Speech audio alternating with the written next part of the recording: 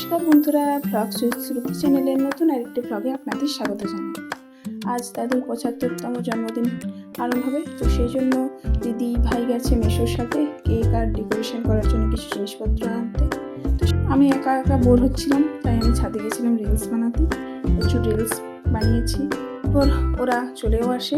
তো এখানে আমাদের একটু কারুকার্য চলছে। দাদুর বার্থডে ডেকোরেশন করার জন্য একটা হ্যাপি বার্থডে লেখা আর কি টাইপের ছিল। তো সেটাতে আইটা মিসিং ছিল, সেই কারণে আমার আর ভাইয়ের এখানে আই বানানো চলছে। ভাই খাতা কাঁচি নিয়ে একদম বসে পড়েছে আই রেডি করার জন্য, পেপার কাটতে। তারপর আমাকে দিয়েছে কালার করতে, এই যে আমি কালার করছি, আই দেখে কালার করছি গোল্ডেন কালার দিয়ে। তো ফাইনালি আইটা কমপ্লিট হয় আর কি। তারপর এই যে এখানে আমিও লেগে পড়ি ডেকোরেশন করতে। আমাকে দিয়েছে একটা বেলুন ফুলাতে, সেটা লিখছিল, সেটা আগে দেখিনি। আমি বাতাস দিয়েই যাচ্ছি কিন্তু বেলুন আর বড় হয়। আমি তো ভাবছি যে বেলুনটা কেন বড় হচ্ছে না।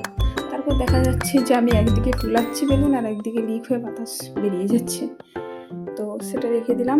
এছাড়াও আরও অনেকে বেলুন ফুলিয়েছে।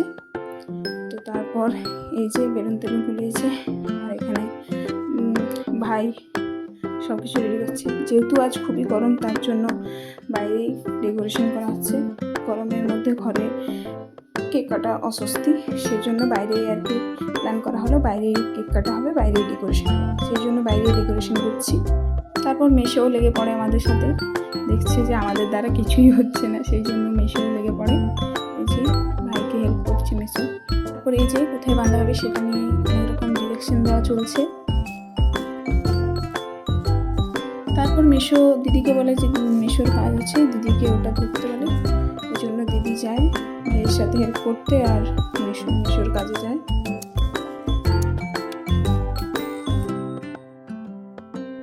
তারপর এই যে হ্যাপি বার্থডে লেখার জিনিসটা এক্সাক্ট কোন জায়গায় টাঙানো হবে সেটাই দেখা চলছে, পজিশন খোঁজা হচ্ছে আর কি। তো ফাইনালি বন্ধুরা আমাদের ডেকোরেশন কমপ্লিট। এই যে দেখতেই পাচ্ছেন আপনারা, ডেকোরেশনটা খুবই সুন্দর হয়েছে। আর দিদি এখানে টেবিলটা সাজাচ্ছে।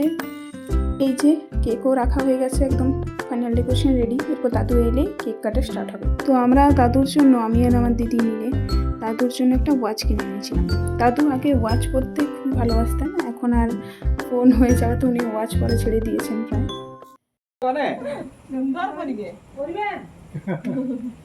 কতকাল আর ঘড়ি পড়তে মন জানে, এখন ফোনে কাজ হয়। ঘড়িটাতে কিছু একটা প্রবলেম হচ্ছিল, তাই দিদি পারছিল না পড়াতে, তাই ঘড়িটা আমিই পরিয়ে দিলাম। তো ফাইনালি এরপর কেক কাটার পালা।